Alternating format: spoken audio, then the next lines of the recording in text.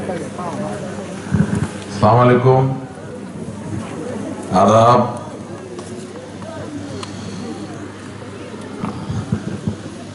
আজকে তো শোকের মাসের আলোচনা করতে চাই, কিন্তু স্থানীয় নেতৃবৃন্দ প্রাসঙ্গিক কারণে কিছুটা স্থানীয় রাজনীতির কথা নিয়ে আসছেন। তো ওনারা সকলেই আমার খুব সম্মানের, শ্রদ্ধা এবং ভালোবাসা। আমি সেই জায়গা থেকে আমার কথাটা শুরু করতে চাই।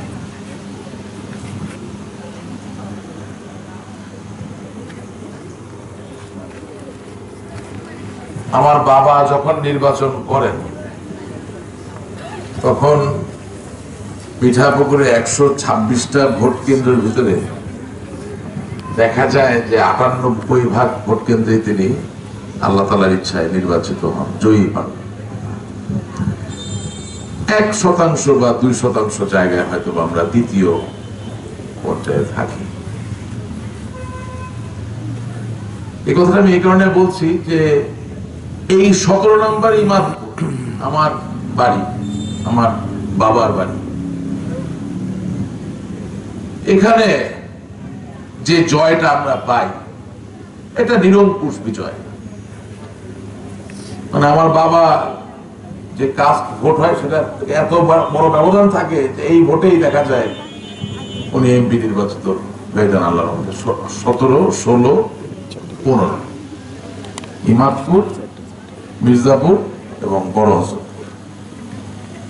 কিন্তু এই যে আশিকুর রহমানের এত ভোট, এত ভালোবাসার মাঝে, এত নৌকার মাঝেও কানে আসে 1-2 জন বলতে চায় যে আমাকে আর আমার বাবারে নাকি বিদায় দিবে। হ্যাঁ, না না না, পাগল কেন হবে?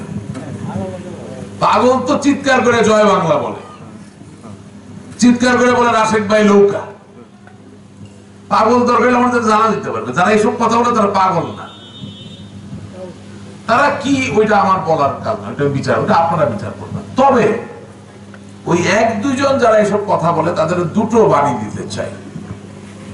একটা হচ্ছে আশিকুর রহমান ছিল, আছে, থাকবে। রাশেক রহমান ছিল, আছে, থাকবে ইনশাআল্লাহ।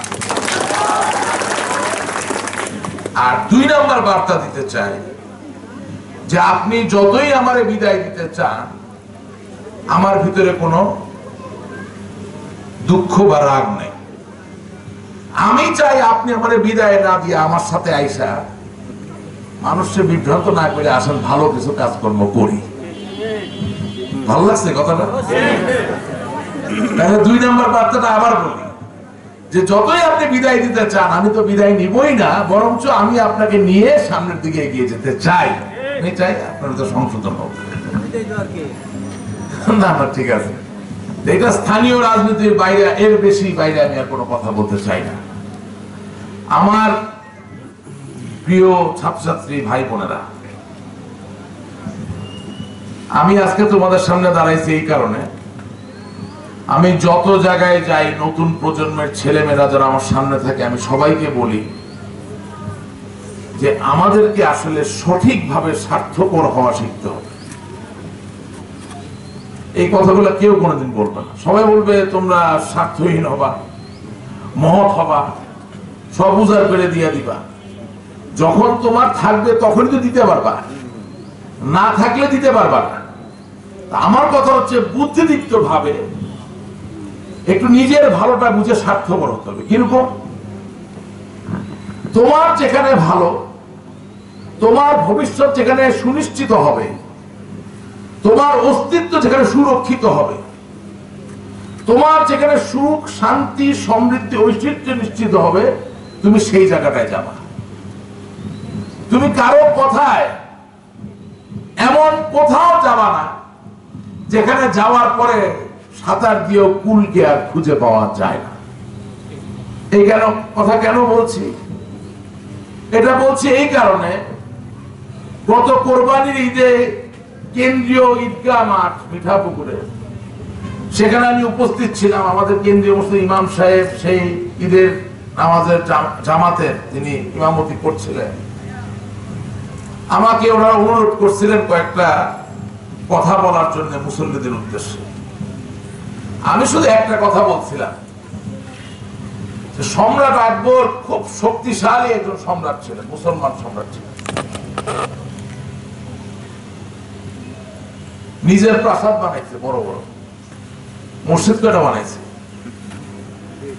ইতিহাসের বইটা ঘেটে দেখো তোমরা। নিজের প্রাসাদ অনেক বানাইছে, অনেক দুর্গ বানাইছে। টার্কি তুরস্কের টেলিভিশনে দেখে না সুলতান সুলেমান, দেখছো তোমরা?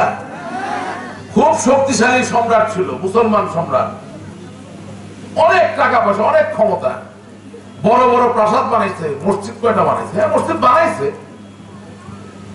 বড় বড় কয়েকটা মসজিদ বানাইছে। কিন্তু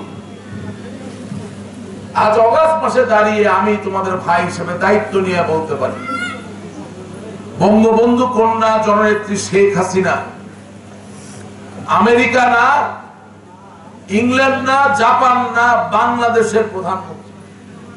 আমাদের অনেক সীমাবদ্ধতা, আমাদের সম্পদের সীমাবদ্ধতা, তার মধ্যে থেকে এক কলমের খোঁচায় তিনি 500-র অধিক মডেল মসজিদ বানিয়েছেন।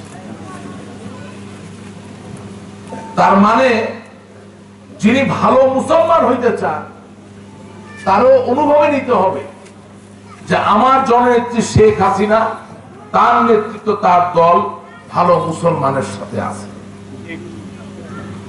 প্রশ্ন করতে হবে, জননেত্রী শেখ হাসিনা ক্ষমতায় আসার আগে যারা ক্ষমতায় ছিল তারা কয়টা মসজিদ বানাইছে? বিএনপি ক্ষমতায় ছিল, জামাত ক্ষমতায় ছিল 2001 থেকে 2006, তারা কয়টা মসজিদ বানাইছে? এই প্রশ্নগুলো করতে হবে। এই যে একটু আগে এখানে আদালত উচ্চ বিদ্যালয়ের একাডেমিক ভবনের কথা হলো, আমি নিজে এখানে এসে আমার বাবার পক্ষ থেকে এই 4তলা ভবনের ভিত্তি দিয়ে গিয়েছিলাম। সেদিন তৈয়ব চাচা এখানে ছিলেন, প্রধান শিক্ষক সাহেব ছিলেন, আমাদের সভাপতি সাহেব ছিলেন।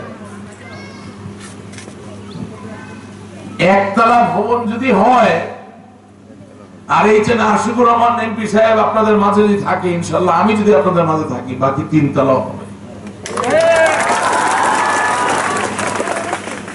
আর চোখের দৃষ্টিটা স্বপ্নটারে 4টা তালার মধ্যে সীমাবদ্ধ করল না। যারা ভাবছিল পদ্মা সেতু করতে পারবে না, বঙ্গবন্ধু কন্যা জননেত্রী শেখ হাসিনা পদ্মা সেতু বানায়া দেখাই দিচ্ছে। যারা বাংলা দ্বিতীয় পাঠের রচনায় পড়ানো হয় না, জল স্থল অন্তরিক্ষে সতত সঞ্চরণ, আজকে বাঙালির শুধু জল স্থলে না, অন্তরিক্ষ সতত সঞ্চরণ। কেন? বঙ্গবন্ধু 1 কৃত্রিম উপগ্রহ স্যাটেলাইট স্পেস এক্স এর রকেটের মাধ্যমে আমরা মহাকাশে পাঠিয়ে দিয়েছি। আমার যারা নতুন প্রজন্মের ছেলে মেয়ে, তাদেরকে চামচ দিয়ে খাইয়ে দেওয়া লাগবে না। তারা যথেষ্ট সচেতন, তারা বুদ্ধিমান, বুদ্ধিমতী, তারা চালাক, ইংরেজিতে বলে তারা স্মার্ট এন্ড ইন্টেলিজেন্ট। তাদেরকে একটা গৌরবের অনুভূতি দিতে পারলে, গর্বের অনুভূতি দিতে পারলে, তাদেরকে একটা আত্মপরিচয় দিতে পারলে এবং তাদের নিজের স্ফুরণ উদ্ভাসের পরিবেশ দিতে পারলে, আমি বিশ্বাস করি তারা কোনোদিন পিছু পা হবে না, তার সামনের দিকে আগে যাবে। এবং বঙ্গবন্ধু কন্যা জননেত্রী শেখ হাসিনা সমস্ত বাংলাদেশের জন্য, এবং এই যে আশিকুর রহমান এমপি এই মিঠাপুকুরের জন্য সেই কাজটাই করার চেষ্টা করছে। তোমাদের কাছে আমার বিনীত অনুরোধ, পথভ্রষ্ট বিভ্রান্ত হওয়া যাবে না। যেটুকু উন্নয়ন চোখে দেখো, শুধু তোমার মুরব্বীরে প্রশ্ন করবা এটা কে দিছে। উত্তর বাবা বঙ্গবন্ধু শেখ মুজিবুর রহমানের কন্যা জননেত্রী শেখ হাসিনা, আর এই যে আশিকুর রহমান এমপি। সুতরাং তাদের হাতকে শক্তিশালী করলে আরো সহযোগিতা পাওয়া যাবে এবং তোমরা সামনের দিকে এগিয়ে যেতে পারবে। আর আমি কথা কেন বলি, অগাস্ট মাসের 15 তারিখ 1975 সালে বঙ্গবন্ধু শেখ মুজিবুর রহমানকে হত্যা করা হয়েছে সপরিবারে। তোমাদের অনেকের টেলিফোন আছে, মোবাইল ফোন আছে, সেখানে ইন্টারনেট আছে, অনেকের বাসায় ডিশ টিভি আছে। টেলিভিশনটা খুললে দেখবা এই পাকিস্তান নামের দেশটাতে 2 দিন পর পর মসজিদের মধ্যে বোমা ফুটে, বাজারে বোমা ফুটে, স্কুলে কলেজে বিশ্ববিদ্যালয়ে বোমা ফুটে। শুধু তাই না, আজকে অনেক ছাত্রী এখানে উপস্থিত আছে। পাকিস্তানে একটা ছাত্রী ছিল, তার নাম ছিল মালালা ইউসুফজাই। সে স্কুলে পড়তে যাইতো, তাকে মৌলবাদীরা বলল তুমি স্কুলে যেতে পারবা না। সে বলল কেন? তুমি একটা মেয়ে, যেটা তোমার লেখাপড়ার দরকার নেই, তুমি স্কুলে যেতে পারবা না। মালালা ইউসুফজাই সাহস করে বলল যে না, তোমরা যাই করো, যত ভয় আমারে দেখাও, আমি পড়ালেখা করব, আমি স্বাবলম্বী হব, আমি আমার জীবনের সিদ্ধান্ত নিজে নিব, আমি আমার স্বপ্নকে বাস্তবায়ন করব, আমি তোমাদের বাধা মানি না। এর পরের দিন যখন সে স্কুলে যাচ্ছে, তখন তার মাথায় তারা বন্দুক দিয়ে গুলি করে দিল। কিন্তু মালালা ইউসুফজাই আল্লাহর রহমতে মারা যায়নি, বেঁচে গেছে। তোমরা জানো যে সে আজকে সমস্ত পৃথিবীতে শিশুদের, কিশোরদের, বিশেষত কিশোরী, তাদের লেখাপড়ার অধিকারকে নিশ্চিত করার জন্য সে এক শহর থেকে আরেক শহর, এক দেশ থেকে আরেক দেশে যায়, কথা বলে, মানুষকে সাহস যোগায়। বঙ্গবন্ধু শেখ মুজিবুর রহমান যদি তোমারে আমারে স্বাধীন না করতো, বাংলাদেশ না দিত, বিশ্বাস করো ওই মালালার মতো অনেক মেয়ে এই দেশে গুলি খেয়ে মারা যেত স্কুলে কলেজে যাওয়ার অন্যায়। উনি পাকিস্তান থেকে বাংলাদেশ যদি আলাদা না করতো, অনেক কলেজে বোমা ফুটতো, অনেক বিশ্ববিদ্যালয়ে বোমা ফুটতো, অনেক স্কুলে বোমা ফুটতো, অনেক বাজারে মসজিদে বোমা। কিছুদিন আগে আব্দুল মোনেম সাহেবকে নিয়ে খুব বাংলাদেশের পড়াশোনা খুব চিল্লাচিল্লি হইল না? উনি বলছে বাংলাদেশের মানুষ বেহেশতে আছে, খুব বড় অন্যায় করে পাচ্ছে। আমি আমেরিকায় জীবনে 200 বার গেছি। আমার বাবা মা জীবনে, আমার যখন বয়স 4 বছর বয়সে প্রথম আমেরিকা নিয়ে গেছে। আজকে আমেরিকায় যখন তখন স্কুলে ঢুইকা অস্ত্রধারীরা, বন্দুকধারীরা গুলি করে নির্বিচারে বাচ্চাদেরকে মেরে ফেলে। ওটা বেহেশত। হ্যাঁ, বড় গাড়ি আছে, বহুত টাকা পয়সা, তো বেহেশত হয়ে গেছে। আজকে ওই যে পাকিস্তানের কথা বললাম, আফগানিস্তানের হিসাবে নেন, ইরাককে হিসাবে নেন, পৃথিবীর অনেক দেশ আছে। কখন কি হবে নিশ্চয়তা নেই। হ্যাঁ, আমাদেরও ভুল ত্রুটি আছে, কিন্তু আমি একটা জনপদে আছি। এই মিঠাপুকুরে 500টা বিদ্যালয়, 22টা কলেজ। আমি আজ পর্যন্ত শুনি নাই যে আমার একটা ছেলে মেয়ে, 1,24,000 ছাত্রছাত্রী, একটা ছেলে মেয়েকে আজ পর্যন্ত কোনো বাধা দেওয়া হয়নি কোনো স্কুলে, মাদ্রাসায় বা কলেজে পড়ানো। তাহলে আমি মানুষের কি বলবো? আমার এলাকার মানুষ খারাপ আছে এটা বলবো? হ্যাঁ, আমার স্কুলের বিল্ডিং দরকার, ধীরে ধীরে আস্তে আস্তে বিল্ডিং হচ্ছে, বিল্ডিং আরো বড় হবে, কিন্তু আমরা শান্তিতে একসাথে বসবাস করতে পারতেছি না, আমরা পড়ালেখা করতে পারতেছি না। আমাদের ছেলেমেয়েরা জিপিএ 5 পায় না, আমাদের ছেলেমেয়েরা সাকিব আল হাসানের খেলা দেখতে পারে না, আমাদের ছেলেমেয়েরা সাকিব আল হাসানের স্বপ্নকে ধারণ করে মাঠে গিয়ে ক্রিকেট খেলে না। সুতরাং আল্লাহ তাআলা তোমারে আমারে যতটুকু দিছে অতটুকু নিয়ে we have to be happy। চাওয়ার তো কোনো শেষ নাই, বিলাসের কোনো শেষ নাই। বঙ্গবন্ধু শেখ মুজিবুর রহমান স্বাধীন বাংলাদেশ দিয়েছেন, তোমার একটা ক্ষেত্র বানায় দিয়েছে, তুমি যাতে তোমার স্বপ্নকে বাস্তবায়ন করতে পারো। এখন যেহেতু বাঙালি মুক্ত হয়ে গেছে, স্বাধীন দেশ, উন্নত দেশ হয়ে যাবে, যারা আমাদের বিরুদ্ধে ছিল, বিশেষত পাকিস্তানি দোসরেরা, তারা এটা সহ্য করতে পারে নাই। তারা বঙ্গবন্ধু শেখ মুজিবুর রহমানকে সপরিবারে হত্যা করলো। তারা ভাবলো তারে হত্যা করে বাংলাদেশের সামনের দিকে এগিয়ে যাওয়াটাকে থামিয়ে দেওয়া যাবে।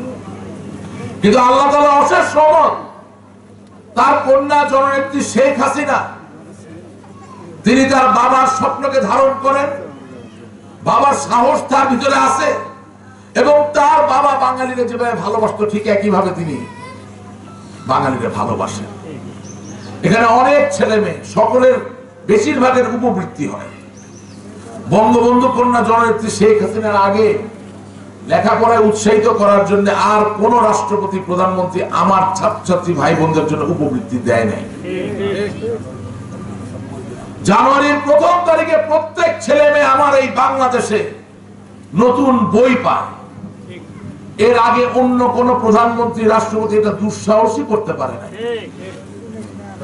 সারা দেশে 37 কোটি বই বিতরণ করা হয় একটা দিনে। চিন্তা করছেন? 37 কোটি বই তো উনি পড়ায় দিবে না, বই তো আমি তোমাদের পড়ায় দিব না, তোমার বই তুমি পড়বা। কিন্তু বঙ্গবন্ধু কন্যা জননেত্রী শেখ হাসিনা জানুয়ারি মাসের 1 তারিখে বিনামূল্যে বই দেয় এই কারণে, তিনি চান তুমি জানো, তুমি অমুক করো, তুমি বুঝো যে তুমি উন্নতি করলে, তুমি ভালো করলে তিনি খুশি হন, তিনি আনন্দিত। তুমি ভালো করলে, তুমি বাংলাদেশের ভৌগোলিক সীমারেখাকে ছাড়িয়ে বাইরের বিশ্বে প্রতিষ্ঠিত হওয়া মানে বঙ্গবন্ধু শেখ মুজিবুর রহমানের স্বপ্ন বাস্তবায়িত। তুমি ভালোভাবে লেখাপড়া শিখে আরেকজনকে সাহায্য করা মানে তার যে অভিযাত্রা জননেত্রী শেখ হাসিনা মিঠাপুরে জনাব এইচ.এন. আশিকুর সেটা সফল হওয়া। সুতরাং এই যে অনুভবের কথাগুলো বলতেছি, আমি চাই স্কুলের যিনি প্রধান শিক্ষক, আপনি যা চাইলেন পাবেন, কিন্তু আপনি কি দিবেন? আপনি আপনার শিক্ষকদের সহ আমার ভাই বোনদেরকে বুঝাইতে হবে, তাদের চোখে আলো তুলে দিতে হবে যে সত্যিকার বাংলাদেশ কোথায়, বাঙালি জাতি কত সাহসী, বাঙালি জাতির মধ্যে নিহিত শক্তি কি, বাঙালি জাতির মানুষেরা ভালোবাসতে জানে, প্রতিবাদ করতে জানে, প্রতিরোধ করতে চায়, সবচেয়ে বড় কথা তারা গড়তে জানে। এটা বুঝাইতো, এটা আপনার দায়িত্ব। ভবন হবে, আমি মাননীয় এমপি মহোদয়কে বলবো, হয়ে যাবে, একতলা যেহেতু হয়েছে বাকি 3 তলা হবে। আর আপনারা কি মনে করেন বঙ্গবন্ধু কন্যা জননেত্রী শেখ হাসিনা 2041 সালে উন্নত বাংলাদেশের প্রতিশ্রুতি আমাদের দিয়েছেন, সেই প্রতিশ্রুতির জায়গাটা যদি সত্য হয়, আপনারা মনে করেন 4 তলা ভবন দিয়ে হবে? প্রত্যেকটা বিদ্যালয়ে 2-3টা করে 4 তলা 5 তলার বিল্ডিং লাগবে ইনশাআল্লাহ। আমি স্বপ্ন দেখি, বিশ্বাস বাংলাদেশ ওই জায়গায় যায় দাঁড়াবে। আপনি মনে করেন মাননীয় এমপি মহোদয় আপনাদের রাস্তা বানাই দিচ্ছে, রাস্তা 12 ফিট, আসেন একসাথে থাকি, সুসংগত থাকি, উন্নয়নকে ধারণ করি, আর বিভ্রান্ত না হয়। আপনার 36 ফিট রাস্তা লাগবে, 36 ফিট রাস্তা হবে। আজকে বঙ্গবন্ধু জীবিত থাকলে এতদিনে এই যে চাওয়ার ব্যাপার, এটা আরো 10 বছর আগে হয়ে যেত, এটা বিশ্বাস করি। তবে বঙ্গবন্ধু কন্যা জননেত্রী শেখ হাসিনা যে হাল ছাড়বেন না, তিনি যে তার বাবার হত্যাকারীদের বিচার করবেন এবং যারা বাংলাদেশের শত্রু তাদের তিনি বধ করে বাংলাদেশের মানুষদেরকে সামনে নিয়ে যাবেন, এটা বুঝতে পারার কারণে তারেক জিয়া, খালেদা জিয়া, জামাতে ইসলামী, বিএনপির দুষ্ট লোকের গঙেরা 2004 সালের 21শে আগস্ট গ্রেনেড হামলা করে তাকে হত্যা করার চেষ্টা করছে। কিন্তু রাখে আল্লাহ, মারে কে? আল্লাহ চাইছেন, তিনি আমাদের মাঝে জীবিত আছেন। তোমাদের মনে রাখতে হবে যে 21শে আগস্ট 2004 বাঙালি জাতির পুনর্জাগরণের দিন। ওই দিন আল্লাহ না করে যদি বঙ্গবন্ধু কন্যা জননেত্রী শেখ হাসিনা মৃত্যুবরণ করতেন, বাংলাদেশের আজকের এই অভিযাত্রা থাকতো না। সুতরাং তোমাদের বন্দুক পিস্তল নিয়ে যুদ্ধ করতে বলি না, তোমাদের কাছে একটাই অনুরোধ, তোমার যে শত্রু, তোমার এই মাতৃভূমি বাংলাদেশের যে শত্রু, বাঙালির যে শত্রু, তাকে তুমি চেনো, এটাই যুদ্ধের সমান। তারে তুমি চিনলে তারা বিভ্রান্ত কইরা তোমারে দিয়া অন্য কোনো খারাপ কাজ করাইতে পারবে না। যুদ্ধ করার দায়িত্ব আমাদের, সংগ্রাম করার দায়িত্ব আমাদের, যা করা লাগে আমরা সব করব। আমার একটা ছোট প্রশ্ন আছে, কারা এখানে না খাইয়া দেয়া আছেন গত কয়েকদিন ধরে, মানে খাওয়া দাওয়ার অভাব এরকম আছেন? কেউ হাত তুলেন তো। হ্যাঁ, নাই? সবার কাছে খাওয়া দাওয়া আছে? আচ্ছা, আমি একটু মজার জিনিস আপনাদেরকে দেখাই। আমি একটু আগে বাংলাদেশ ফায়ার ব্রিগেডে একজন বীর কর্মকর্তা, তার বাসায় গিয়েছিলাম, কারণ সীতাকুণ্ড অগ্নিকাণ্ডে সে মৃত্যুবরণ করেছিল অন্যের প্রাণ বাঁচাতে গিয়ে। তো আমি যখন ওই বাসায় গেলাম, তার নাম ফরিদুজ্জামান ফরিদ, একটু আগে এখানে বলা হয়েছে, সে তোমাদের স্কুলের ছাত্র।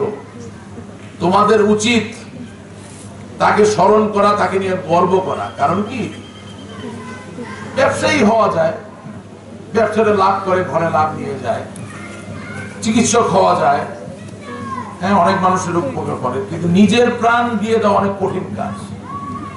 যেই লোক নিজের প্রাণ অন্যের জন্য দিতে পারে, তার থেকে উত্তম মানুষ পৃথিবীতে আর হয় না। আমি এই স্কুল কর্তৃপক্ষের কাছে একটা অনুরোধ করব, সেটা হচ্ছে এই বিদ্যালয়ের কোনো একটা কক্ষ, সেটা লাইব্রেরি কক্ষ হইতে পারে অথবা বাচ্চাদের কমন রুম হইতে পারে, যেটা নতুন বিল্ডিং এ হচ্ছে, এটা আপনারা, আমার অনুরোধ, এই ফায়ার ব্রিগেডের বীর সৈনিক জওয়ান ফরিদুজ্জামান ফরিদের নামে দিবেন। কারণ কি, 1971 সালে স্বাধীনতা যুদ্ধে অনেক ডাক্তার ছিল, অনেক ইঞ্জিনিয়ার ছিল, অনেক সরকারি কর্মচারী ছিল, অনেক ব্যবসায়ী ছিল, কেউ প্রাণ দিতে যায়নি। যারা প্রাণ দেওয়ার জন্য প্রস্তুত ছিল, যারা হাতে অস্ত্র ধরেছিল, তাদের জন্য স্বাধীন বাংলাদেশ তুমি আমি আজকে পেয়ে গেছি। সুতরাং শান্তির এই বাংলাদেশে তোমারে আমারে রক্ষা করার জন্য যে প্রাণ দিতে প্রস্তুত, তার ওই আত্মাহুতি বা আত্মত্যাগটারে আমাদের স্বীকৃতি দিতে হবে। আপনারা কি আমার এই প্রস্তাবটা গ্রহণ করলেন? এখন ফরিদুজ্জামানের, ভেরি গুড, ফরিদুজ্জামান স্মৃতি পাঠাগার, ধন্যবাদ, খুব খুশি হইলাম। এখন ফরিদুজ্জামানের বাসায় যখন আমি গেছি, আমার ওই যাওয়াটা ফেসবুকে লাইভ দেখায়। ফেসবুক করো তো তোমরা, না? ওখানে মোহাম্মদ তাজুল ইসলাম নামে একজন লোক, উনি ঢাকায় থাকে, বুঝলেন? তো উনি লিখছে আমারে খাবার দেন। ফেসবুক লাইভে কি লিখছে? ফেসবুক লাইভে কি লিখছে? খাবার দেন। না, আমারে খাবার দিলে তো বুঝতাম একজনের খাবার দেওয়ার কথা। তার ভাষ্য হচ্ছে অনেকটা খাবার দেন, মানে অনেক লোক না খাইয়ে আছে। এখন এই যে চেহারাটা দেখেন তো, মোটামুটি না খায় থাকার মতো মনে হচ্ছে নাকি? হ্যাঁ, তো বাংলাদেশের অবস্থা এরকম। আপনাদের জিজ্ঞেস করলাম যে কি অবস্থা, আপনারা সবাই সামনাসামনি, আপনার কোনো আমার দূরত্ব নাই, মানুষ না খেয়ে থাকে। ঠিক কথা, ঠিক ডিজেলের দাম বাড়ছে, কথা ঠিক পেট্রোলের দাম বাড়ছে, কিন্তু সেটা কি আমার বাড়িতে আসতেছে দাম বাড়াটা? সারা পৃথিবীতে একটা যুদ্ধ চলছে। আজকে রাশিয়া, ইউক্রেন, মার্কিন যুক্তরাষ্ট্র, সাথে ইউরোপের দেশগুলা, আরেকদিকে চায়না, একটা অস্থির অবস্থা। আরে মার্কিন যুক্তরাষ্ট্র যেখানে নিজের তেল আছে, তারা $1.5 গ্যালন বিক্রি করত, সেখানে এখন নিউ ইয়র্ক শহরে $5.5 নিচে পেট্রোল নাই। কয় গুণ বাড়লো? $1.5 থেকে $5.5। মাস্টারের কত হলো? হ্যাঁ, 3.5 গুণ বাড়লো। ক্যালিফোর্নিয়া স্টেটে গেলে $7.5 বিক্রি হয়। আর আমার দেশের তেলের খনি নাই, আমাকে আমদানি করে আনতে হয়। আমরা তেলের দাম বাড়াইছি যাতে সামনে কোনো বিপদ না আসে, সংকট না হয়। অপপ্রচারকারী দুষ্টু চক্র, যারা কথায় কথায় বলে বাংলাদেশ শ্রীলঙ্কা হয়ে যাবে, তাদের অন্যতম একজন, বড় কোনো নেতা না, কিন্তু ওই যে আছে না, আমি কিছুদিন আগে আরটিভিতে একটা কথা বলছিলাম যে আপনি খুব জোরে আজান দিলেন, খুব সুর করে আজান দিলেন, যে আজান শুনতে চায় না, যে আজানের মানে বুঝে না, তার আজান দিয়ে কোনো লাভ নাই, তাছাড়া আজানের কোনো কাজ পাওয়া যাবে না। যে আজান শুনতে চায় তার কাছে আজান দেন, আজান দিয়ে কাজ হবে।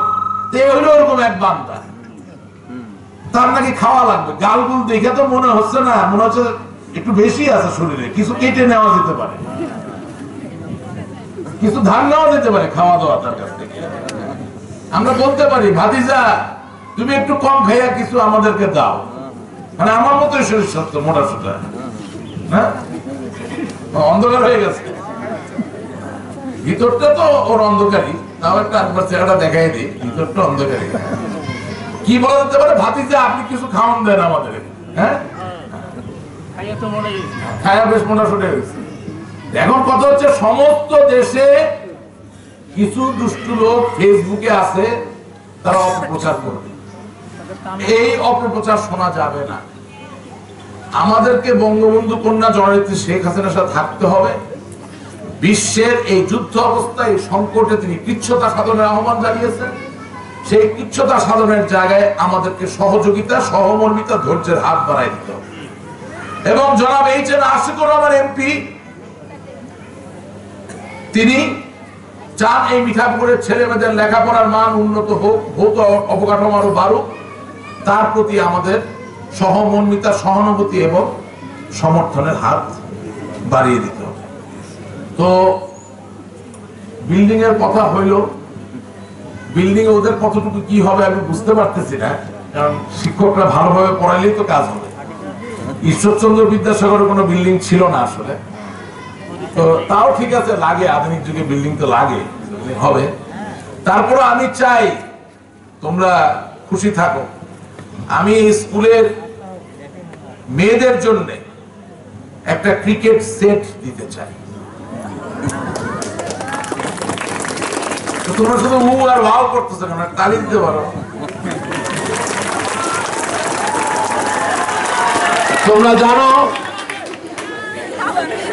তোমরা জানো যে বাংলাদেশের ক্রিকেট আঙ্গনে আমার বোনেরা ইতিমধ্যে খুব ভালো করতেছে, কিন্তু মেয়েদের ক্রিকেট খেলার চলটা কম। তাই আমি মাননীয় এমপি মহোদয়ের অনুমতি নিয়ে, আমি মাননীয় প্রধানমন্ত্রীর মনটাও বুঝি, সেই জায়গা থেকে মিঠাপুকুরের যত বিদ্যালয়ে আমি যাচ্ছি সব জায়গায় মেয়েদের জন্য আমি বিশেষভাবে ক্রিকেট সেট দিচ্ছি। আমি চাই তোমরা খেলবা। প্রধান শিক্ষক মহোদয়, আপনি তাদেরকে ক্রিকেট সেট দিয়ে খেলাবেন, ঠিক আছে? ওকে। আর ছেলেদেরকে যদি আমি কিছু না দেই, তাহলে এরপরে ছেলেরা আমাকে এখানে নামতে দিবে না। তারা বলবে আপনি পক্ষপাতে দুষ্ট ব্যক্তি। আমি যেহেতু তোমাদের দলে, আমি সবার দলে, তোমাদেরকে আমি একটা ব্র্যান্ড নিউ ক্রিকেট সেট দিতে চাই। আর তোমরা ধৈর্য সহকারে শোকের এই আলোচনা, এই গম্ভীর আলোচনা গ্রহণ করছো। I am really impressed. আমি খুব কৃতজ্ঞ। আউট অফ মাই অ্যাপ্রিসিয়েশন আমি হেডমাস্টার সাহেবকে, এখানে 450 ছেলে মেয়ে আছে, 450 ছেলে মেয়ের জন্য এই তাপদাহের দিনে আমি একটু ঠান্ডা কোমল পানীয়ের জন্য কিছু টাকা দিয়ে যাব। আমি চাই আপনি প্রত্যেককে একটা করে ঠান্ডা কোমল পানীয় খাওয়াবেন।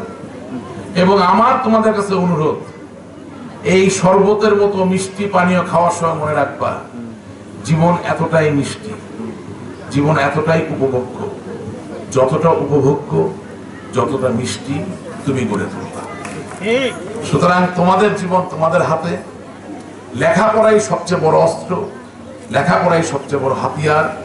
ইনশাআল্লাহ তোমাদের হাত ধরে বঙ্গবন্ধু শেখ মুজিবুর রহমানের সোনার বাংলা, জননেত্রী শেখ হাসিনার সোনার বাংলা নির্মিত হবে। আমরা বাঙালি জাতিসত্তা, জ্ঞান নির্ভর মানবিক একটি অনন্য জাতিসত্তায় হিসেবে উদ্ভাসিত হব। তোমরা সকলে ভালো থাকবা। জয় বাংলা, জয় বঙ্গবন্ধু।